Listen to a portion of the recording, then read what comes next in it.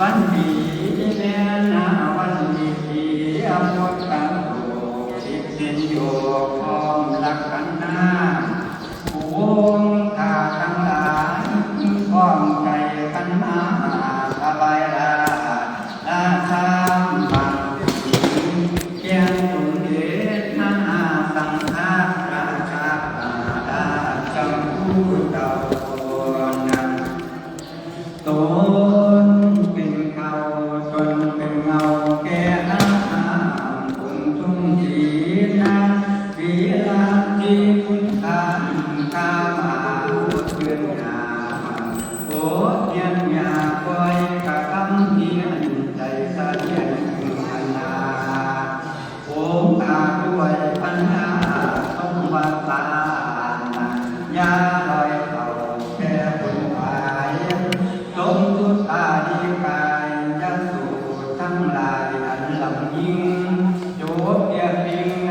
โยบเพียปิงจริงพระวินัยพาที่ทำไทยแจ้งยอดเข้าหอดตาปักฐานนี่ทั้งพลังการบุญตุไทยให้ทั้งราให้เจ้าเป็นสัมมนาอันเทียละคุ้มค่าทั้งหลายพร้อมกันมาถวายวิลาชาบาสีแด่ตรงเดชมาราชผู้ที่สุดุลเจ้ายังมีคุ้มค่าทั้งหลายได้ปรารถนาตั้งกันบางบ้องปรารถนาเอาสมบัติเขาของมันมาสมบัติดาทุกทีเป็นเกียรติรัตนของน้องเงินคำบอกมานิ่งนักเกิดจริงนักสมไข่บางบ้องปรารถนาเป็นพระเจ้าดาพระวัชิราขอได้นะภาพเดียที่เขาดีทุกผู้บางบ้องปรารถนาเอายกแชมพูด้วยนะกำลังซื้อพวกให้แน่ลูกคนเป็นนาแก่เทวดาทั้งหลายนะบางของปรารถนาเป็นสัมปัญญุตยานนะนำสัตว์เข้าสู่นิพพานนันวิเศษนะบางของปรารถนาเป็นพระเจ้าโพธิญาณนันดำเนินนะคนจากทิ้งสงสารบางของปรารถนาปารังคาเป็นที่แล้วนะก่อนย้ายขาดแก้วธรรมะคำปรารถนาขอจงอุดมทรงพิธีขอราชวัตรีแก่ซึ่งข้าทั้งหลายสาธุที่ทั้งเจ็ดประการเพื่ออายุวันนาสุขาภละโรคาภวะปฏิปันภวะโสอาทิปัจจยะเกิดจงเสด็จเข้ามารักษานักขันธสันดานแห่งสมเด็จพระสังฆราชแด่พระภิกษุนุ่งเจ้าตาพระเฒ่าสูงแก้วก้าวแก้วคือนิรันดร์ทุกคนทุกองค์ก็กราบเถิด